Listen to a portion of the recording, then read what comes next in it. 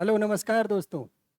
मैं ओम प्रकाश आप लोगों के लिए आज फिर से एक नई और ऊर्जावान, जैसे पिछले महीने कहानियाँ लाई वैसे ही आज आप लोगों के लिए फिर से एक नई उमंग और एनर्जी के साथ बहुत ही अच्छी स्टोरी लेकर आया हूँ दोस्तों। अगर आज इस स्टोरी को आप सुन लेंगे 110% गारंटी है, चाहे वो स्टूडेंट हो चाहे जिस भी फील्ड में लड़का हो, अपनी कहानी में अपनी चीज़ों में कामयाब हो जाएगा।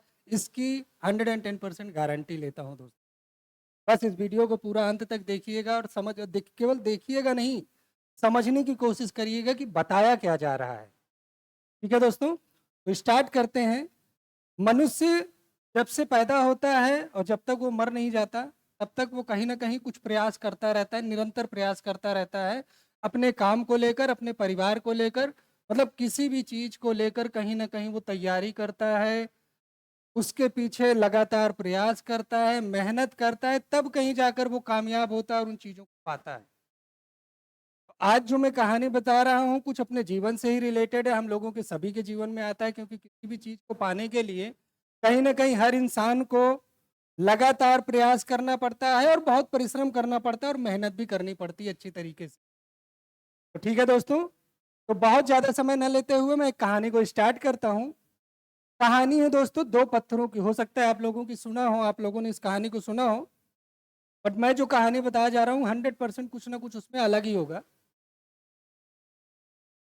एक बार एक इंसान, मूर्तिकार, एक जंगल से गुजर रहा था अपने सारे सामान को लेकर।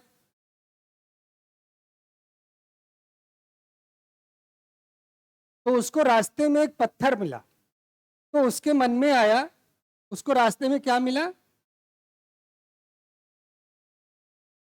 एक पत्थर मिला। तो उसके मन में आया कि क्यों ना इसकी मैं मूर्ति बनाऊं।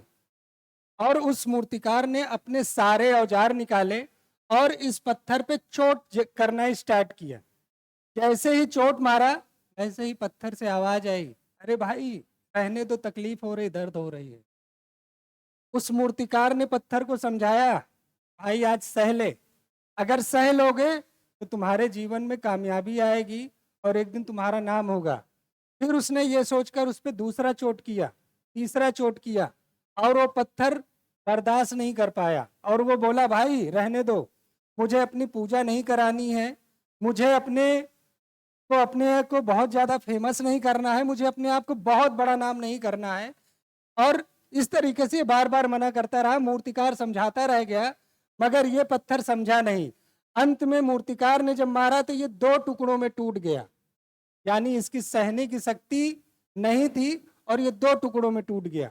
मूर्तिकार ने कहा अब ये पत्थर तो बेकार चला गया। तो मूर्तिकार ने अपना सामान समेटा और जैसे ही थोड़ी दूर गया उसने देखा कि एक बहुत ही शानदार पत्थर और पड़ा हुआ है। अब मूर्तिकार ने कहा कि कहीं ना कहीं मैं अब इस पत्थर को क्या बनाऊंगा, एक बहुत अच्छी मूर्ति का रूप दूंगा। समझ पा रहे हैं? तो मूर्तिकार ने अपने सारे सामान निकाले और निकालने के बाद दोस्तों उस पत्थर को मूर्ति का रूप देना स्टार्ट कर दिया। क्या? एक मूर्ति का रूप स्टार्ट कर दिया देना। क्या दोस्तों इस पत्थर की तरह इस पत्थर को चोट नहीं लगी होगी, बहुत दर्द नहीं हुआ होगा? 110% इसको भी तकलीफ हुई होगी, मगर इसके अंदर सहने की शक्ति थी। इसने कहा कि ठीक है भाई, आज तू मार ले, कोई बात नहीं, कल कहीं ना कहीं तेरी वजह से लोग मुझे जानेंगे। समझ पा रहे हैं? तो इस पत्थर के अंदर बहुत अच्छी सहने की शक्ति थी। इसको मूर्तिकार ने एक बहुत ही अच्छा भगवान की मूर्ति का रूप दे दिया। समझ पा रहे हैं? और उस जंगल से आगे निकल के जैसे ही वो मूर्तिकार गया, उस मूर्ति को वहीं पे छोड़ दिया और जैसे ही आगे गया एक गांव पड़ा। उस गांव में उस बंदे ने देखा कि एक बहुत ही अच्छे मंदिर का निर्माण हो रहा है। मंदिर लगभग तैयार हो गया है। वहां के प्रधान और गांव के लोग मूर्ति के बारे में सोच रहे थे कि मूर्ति कहाँ से लाई जाए। समझ पा रहे हैं? तब उस मूर्तिकार ने उन लोगों से बताया कि भाई आप इस रास्ते पे चले जाओ, जंगल में एक बहुत अच्छी मूर्ति पड़ी हुई है, रखी हुई है, आप ले आइए और उसके साथ अपने मंदिर में उसको स्थापित करके पूजा पाठ स्टार्ट कर दीजिए। तो गांव के लोग जैसे उस जंगल में गए, देखे बहुत ही खूबसूरत मूर्ति, माँ जगदम्बा की मूर्ति थी, ले आए, उस मंदिर में स्थापित किए, पूजा पाठ करना स्टार्ट हो गया। लोग उस पर फूल चढ़ाते, माला चढ़ाते, देसी घी चढ़ाते मतलब आप जानते ही मूर्तियों में भगवान को जो जो चढ़ाया जाता है वो सारी चीजें उस मूर्ति पे चढ़ना स्टार्ट हो गई।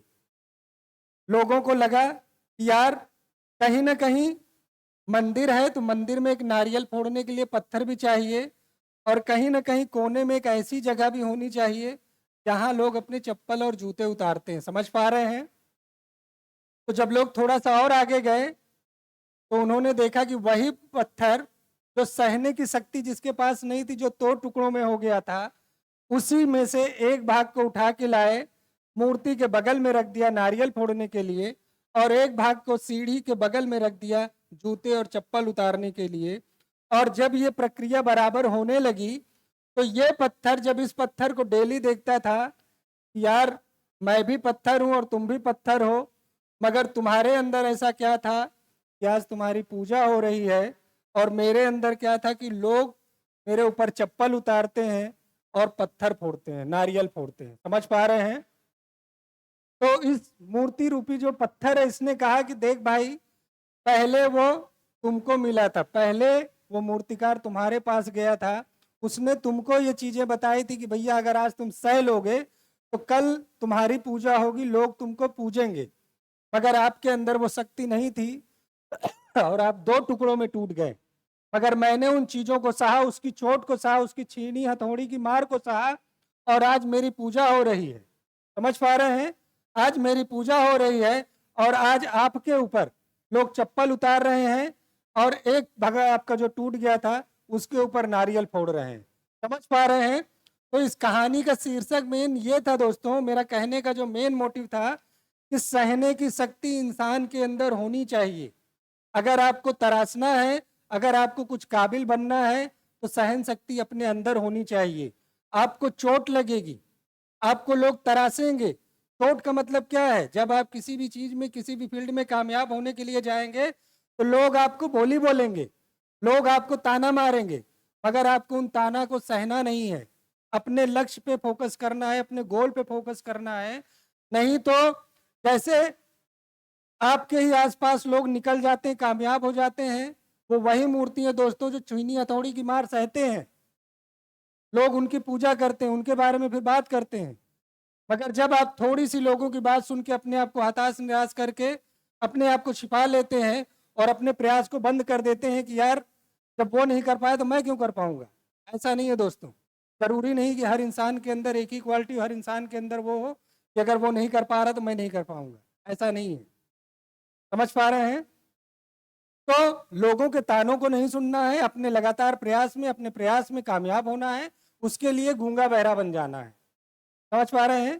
गूंगा बहरा बनने के बाद ही आप अपने लक्ष्य में कामयाब होंगे, और 110% कामयाब होंगे।